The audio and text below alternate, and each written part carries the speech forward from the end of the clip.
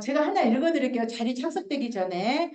오늘 하루도 무사히 살기를 특히 서울 아이는 15년생 자폐 2급입니다. 안녕하세요. 자폐 10살 아이를 키우고 있습니다. 저희 아이는 일주일에 2번 이상 바다나 워터파크를 데려가지 않으면 짜증, 분노 발작, 울음이 심해 가족 모두가 숨을 쉬지를 못합니다. 드라이브도 엄청 시켜줘야 해서 기름값도 엄청 듭니다. 사설센터도 시에라 고속버스를 타고 편도 한두 시간이 걸립니다. 자폐 특유의 감각 문제 때문에 집에 오자마자 옷 다 벗고 아직 대변을 못 가려 방이며 거실이며 여기저기 대변을 봅니다. 학교도 시에 있어 편도 1시간, 대소변 욕구도 못해 제가 알아서 차에서 소변병에 누입니다. 깜빡이고 타이밍을 놓치거나 물을 많이 먹는 날은 차에서 소변 실수하고 대변은 원래 못 가리니 차에서도 자주 대변 실수를 합니다. 차에서 실수하면 대참사입니다. 어느 활보가 자기 차에 대소변 실수를 하는 아이를 보겠으며 이렇게 실수하는 경우는 바로 서비스가 종료된답니다. 집에서 옷 벗고 돌아다니며 대변 보는 다 큰 남자애를 누가 보겠으며 고속도로의 차 사고 위험, 안전사고 위험에 책임을 무릅쓰고 아이를 시외 치료센터, 헬스욕 시 수영복 갈아입히고 물기 닦이고 모래 털어주고 하며 각종 수발을 들며 보겠습니다. 친정엄마도 하루도 못 보겠다고 하고 시부모는 저희의 부끄럽다고 해 인연을 끊었습니다. 끊은 상태고 속이 썩어 문드러져도 오직 엄마만이 볼 수밖에 없는 상황인데 어느 할부가 볼 수 있다고 정부는 제도 도입 취지를 운운하며 서비스를 이용 못하게 언제까지 막으실 건가요? 언제까지 가족이라고 해서 같은 활동지원사인데 가족 활동지원을 막으실 것인가요?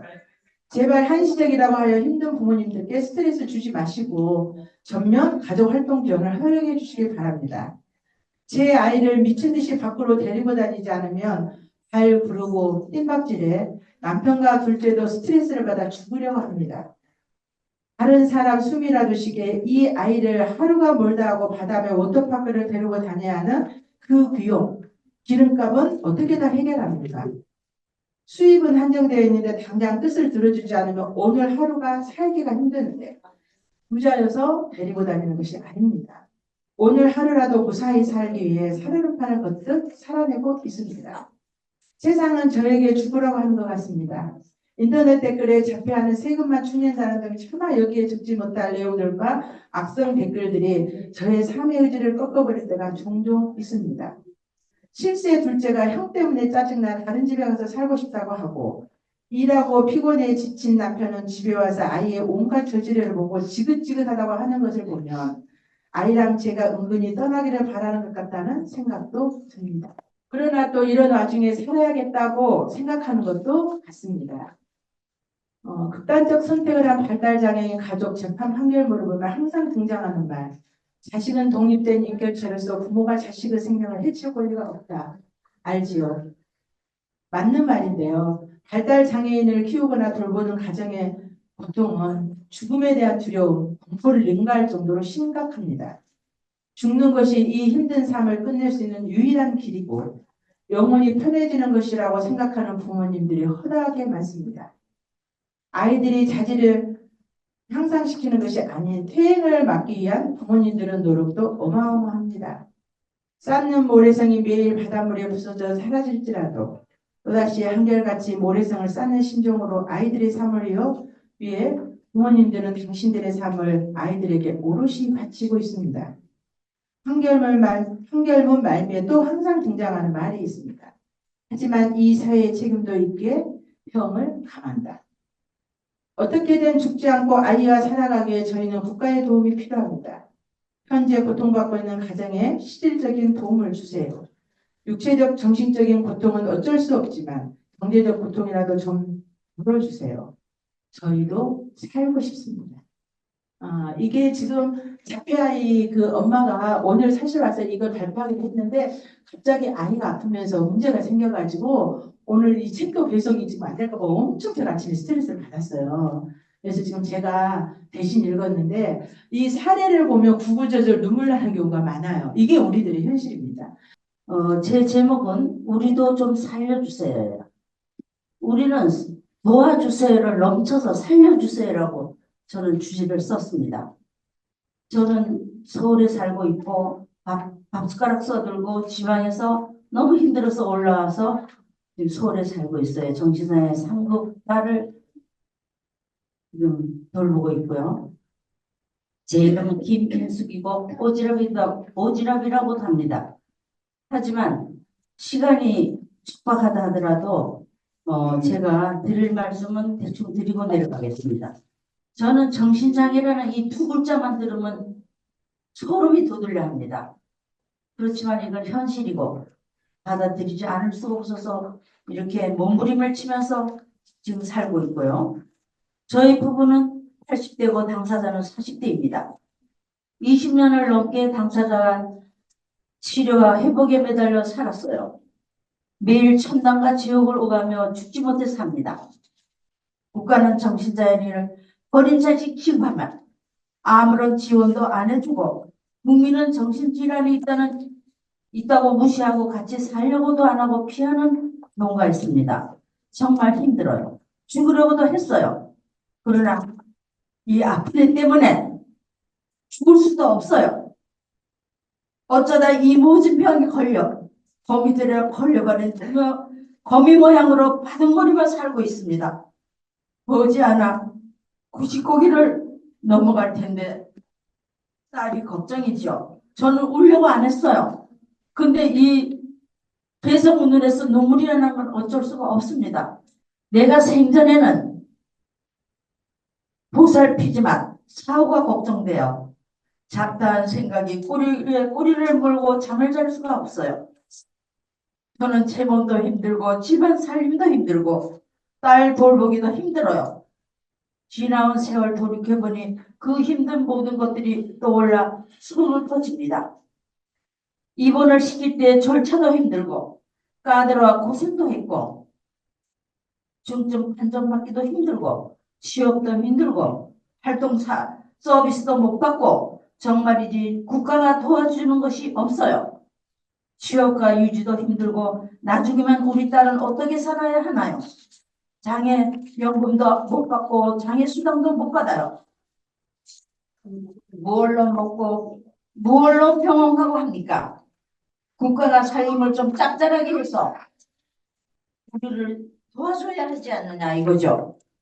발달장애는 아이들을 돌보면 부모에게 활동지원 가족급여를 준다는데 나는 우리 딸을 80이 넘도록 돌보고 있는데 10원도 안 줘요. 우리는 왜 안 주나요? 대통령님 대답 좀 해주세요. 여기 계시지 않지만 전달이 되길 바랍니다. 나는 살기 힘들어요. 죽을 만큼 힘들어요. 그래서 이젠 이 고통에서 벗어나고자 이 세상과 하지보고 싶지만 딸이 걱정되어 길을 못 떠나고 살고 있습니다. 하루라도 더 살려고 무용을 쓰고 있어요. 우리 정신질환 부모도 마음 편히 죽을 수 있도록 우리 아이들을 이제라도 좀 보살펴 주세요. 먹고 살 수 있도록 대책을 세워주세요. 부모 입장에서 보면 장애란 모두가 불쌍한 자식들입니다. 아픈 것이 죄는 아니니 차별하지 마시고 낙인 찍지 마시고 보살펴 주세요. 함께 살 수 있도록 대책을 세워주셔요. 별다리가 멀쩡하다고 활동지원 서비스를 안 주지 말고 마음이 아픈 것이 더 심한 장애인이 많은 아이들이 이용할 수 있도록 제도를 바꿔주셔요. 대통령님, 복지부 장관님, 여기 계시진 않지만 분명히 이 사실은 전달되어야 합니다. 저 큰 집에 사시는 그분들이 여기 오셔서 듣고 가셔야 되는데 한 분도 안 보입니다. 참 섭섭하죠. 신체적 요양만 보고 탁상공론의 정책을 펴지 마시고 정신이 아픈 우리 아이들을 좀 바라보시고 정신장애인 기준에 맞는 서비스 정책을 펼쳐주시길 바랍니다. 간절히 부탁드리고 우리들을 좀 살려주셔요. 가슴에 꽉 차지만 시간이 없어 요만큼만 하겠습니다. 고만 울리고 적 좀 주셔요. 제 말씀입니다.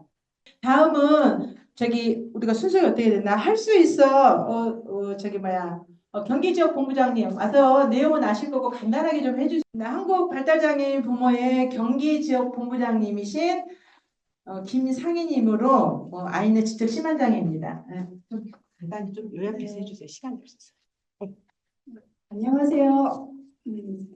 그냥 낭독하면 돼요? 네. 꿈에서도 병원 가는 꿈을 저는 꾸고 있어요. 지적 통증에 뇌전증 12살 여자아이를 키우는 지훈이 엄마입니다. 누가 저에게 살면서 가장 깊은 슬픔이 뭐냐고 묻는다면 주저하지 않고 저는 아픈 손가락인 우리 막내를 말할 것 같아요. 5살 되던 해 엄마 아들이 눈동자가 풀리고 경련을 일으키며 쓰러진 이후로 지훈이의 일상은 멈춰버렸습니다. 하던 말도 잃어버리고 다시 기저귀를 차고 혼자 식사도 못하고 진짜 태어난 지 얼마 안 되는 아이로 변해버렸습니다. 수시로 경련을 하며 힘들어하는 아이를 보며 온갖 생각이 다 들었습니다. 경련을 하던 날 이후 지금까지 단 하루도 편히 잠을 잘 수가 없었습니다. 몸은 커지는데 정신 2~3달밖에 멈춰 있으니 무섭고 두려운 마음이 커졌습니다. 저는 지훈이의 상태를 안 이후로 꽤 높은 연봉으로 잘 다니던 회사도 그만두고 전국의 병원이며 한의원이며 다 돌아다니며 치료할 수 있다는 희망의 끈을 놓지 않고 치료에 전념을 했습니다. 고치면 돼, 할 수 있어. 말을 되풀이하며 병원을 수도 없이 다녔습니다. 꿈에서도 병원 가는 꿈을 꿀 정도예요. 지훈이는 의사소통이 어렵고 문제행동으로 인해 활동지원사가 오지 않아 24시간 제가 돌봅니다. 저도 이제 나이가 드니 아이와 함께 병원, 집, 학교를 반복하며 다니는 것이 아픈 아이를 바라보는 것이 너무 힘듭니다. 뇌증증 아이라서 언제 어떻게 쓰러질지도 모르는 위험한 아이를 돌보시기가 부담스럽고 몸집도 너무 큰데다가 활동보조 시간조차 적은 탓에 1년 넘게 활동지원사를 구할 수가 없었습니다. 센터에 연락을 해보면 아직 매칭이 될 선생님이 안 계시다. 구해보겠다. 말씀만 해주시던 답답한 마음만 쌓여왔습니다. 그러다 가족 할부를 알게 되었고 신청을 했는데 이도 쉽지 않았습니다. 전전긍긍하다 겨우 선정 기준 조건에 맞아 가족 활동 지원을 할 수 있게 되었습니다. 활동 지원 서비스 제도가 만들어져 있어도 현실적으로 저처럼 사용을 못하는 사람들이 많습니다. 따라서 저와 같은 사례들을 귀담아 주시고 특정 집단이나 비장애인의 밥벌이 수단이 아닌 장애 부모와 가족들에게 최소한의 기초 생활을 보호하고 삶의 질을 보장할 수 있도록 가족 돌봄을 허용했으면 합니다. 정작 당사자들에게 필요한 복지, 평등한 복지를 받고 싶습니다. 저는 오늘도 기도합니다. 사랑하는 내 딸 지훈아, 다음 생에는 아프지 않은 엄마로 딸로 태어나줄래? 그땐 정말 엄마가 더 멋지게 키워줄게. 지훈아, 다음 생에는 엄마랑 당당하게 멋지게 가고 싶은 곳 가가면서 행복하게 살자고. 네, 안녕하세요.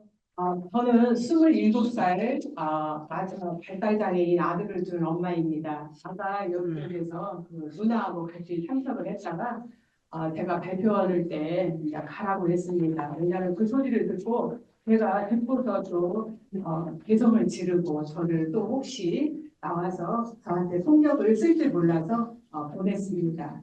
네, 읽어주세요. 우리 아들이 장애를 가지고 태어나리라고는 저는 꿈에도 생각을 못했습니다.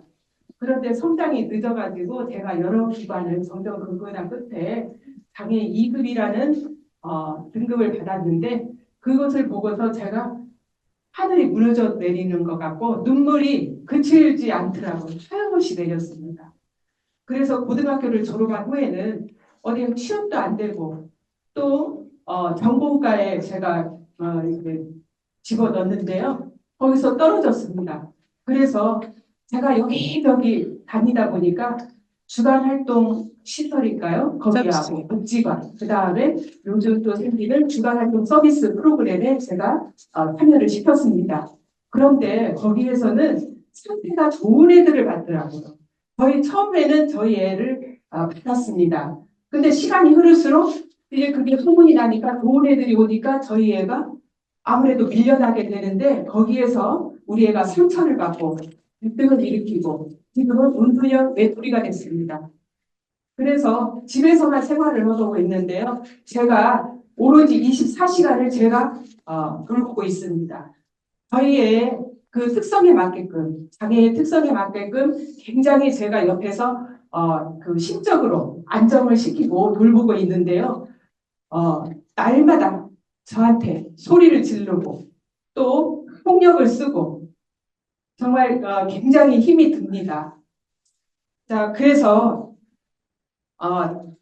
그 발달 장애인은 이렇게 도전적인 특성과 공격성과 폭력 또 소리에 굉장히 민감해요. 그래서 밖에서 아파트 밖에서 나는 소리가 있으면 거기다가 창문에다 대고 아니면 그 베란다에다 대고 소리를 지릅니다. 그러면은 제가 그 아파트에서 또 이렇게 그 뭐예요? 민원이 들어왔어요. 민원이 들어올까봐 제가 재지연이라고 경찰을 부르겠다라고 합니다. 그걸 경찰을 부르는 것은 얘가 굉장히 무서워해요. 그래서 협박 아닌 협박으로 제가 이렇게 돌보고 있습니다. 그리고 하이네이비 법칙에 의해서 그 여러 가지 큰 사고가 일어났어요. 그런데 가장 큰 사고가 3번이 있었습니다.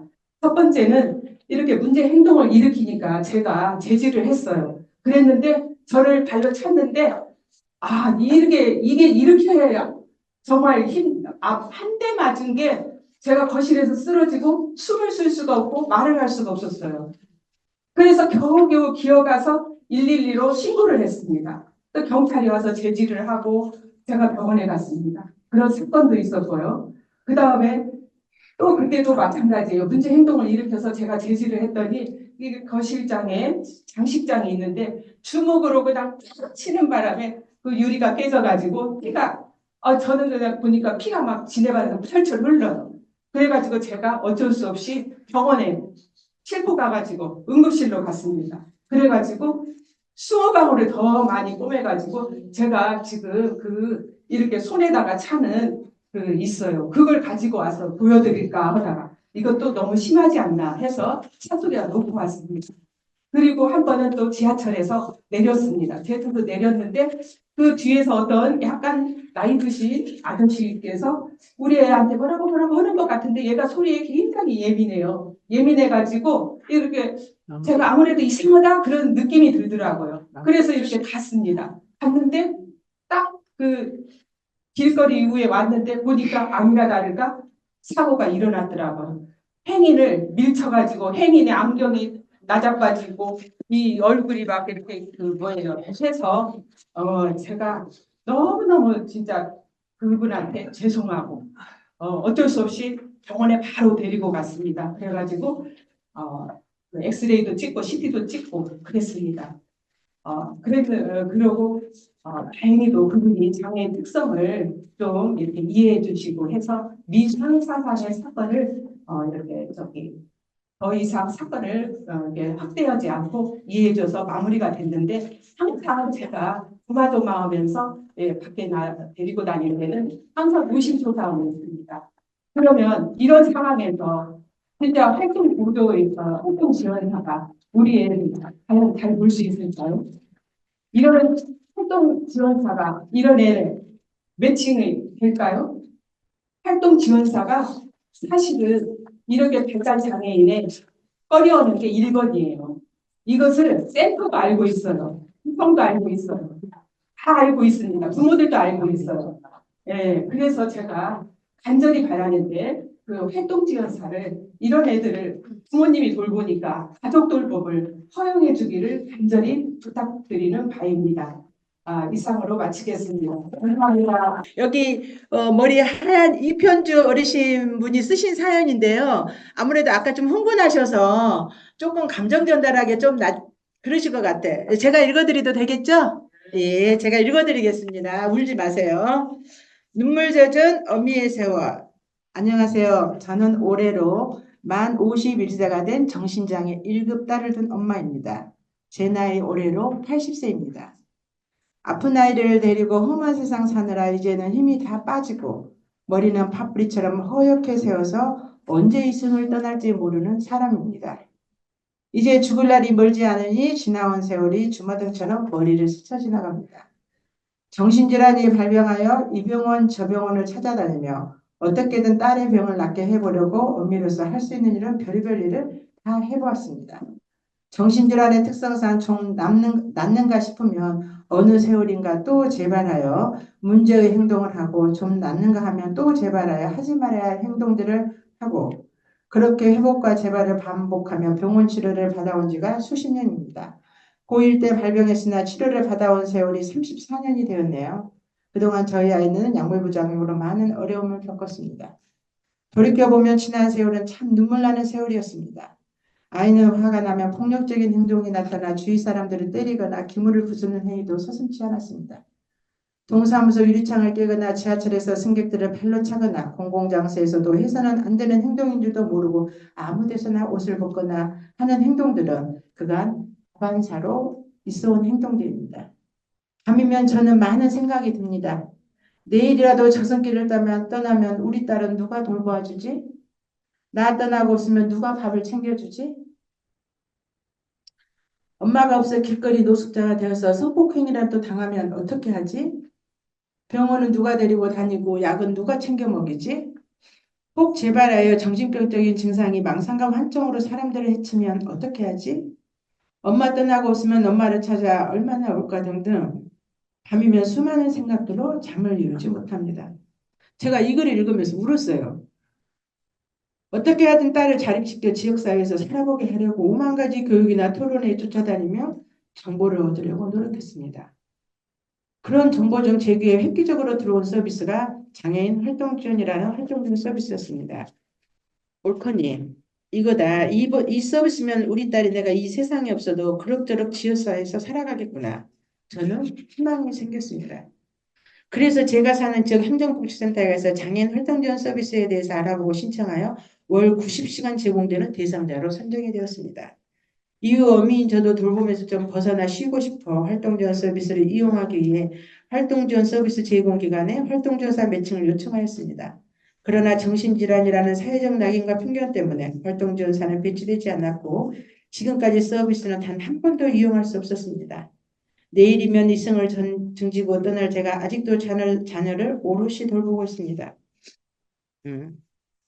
활동지원 서비스를 이용 못하니 그러다 보니 포기하고 살고 있는데 얼마 전 교육 강좌에서 가족 돌봄에 대해서 알게 되었고 장애인 가족을 돌보면 활동지원 서비스 급여의 50%를 정부로부터 매월 급여를 받는다는 소리를 들었습니다.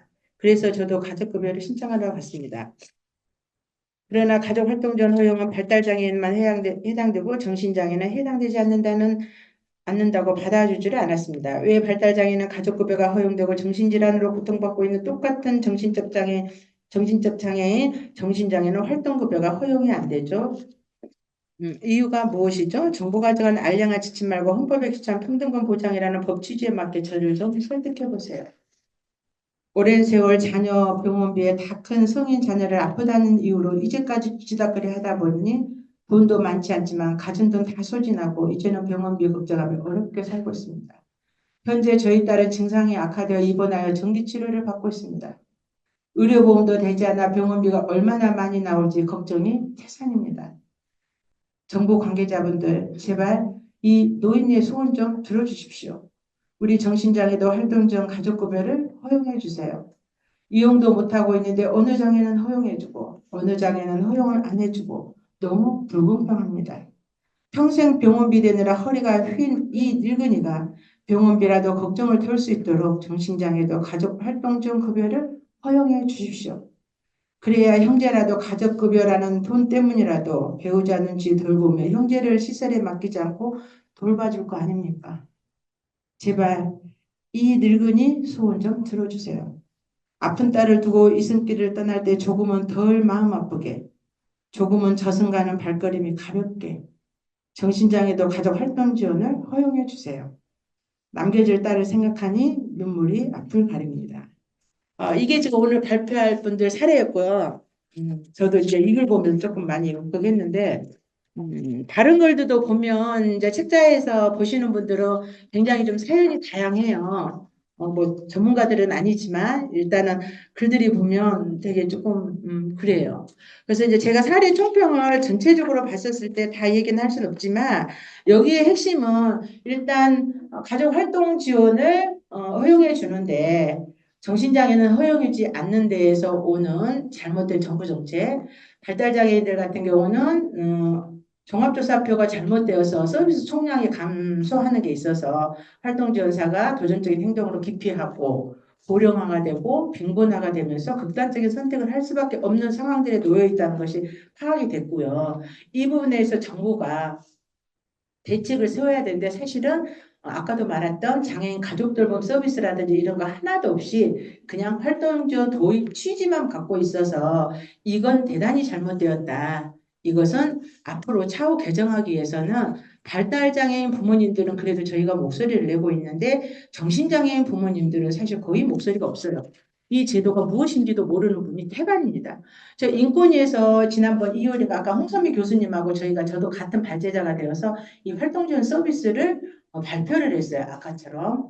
홍선미 교수님이 하신 말씀이 정신장애인들에 대해서 조사를 해서 데이터를 구축을 해야 되는데 너무 데이터가 없다는 거.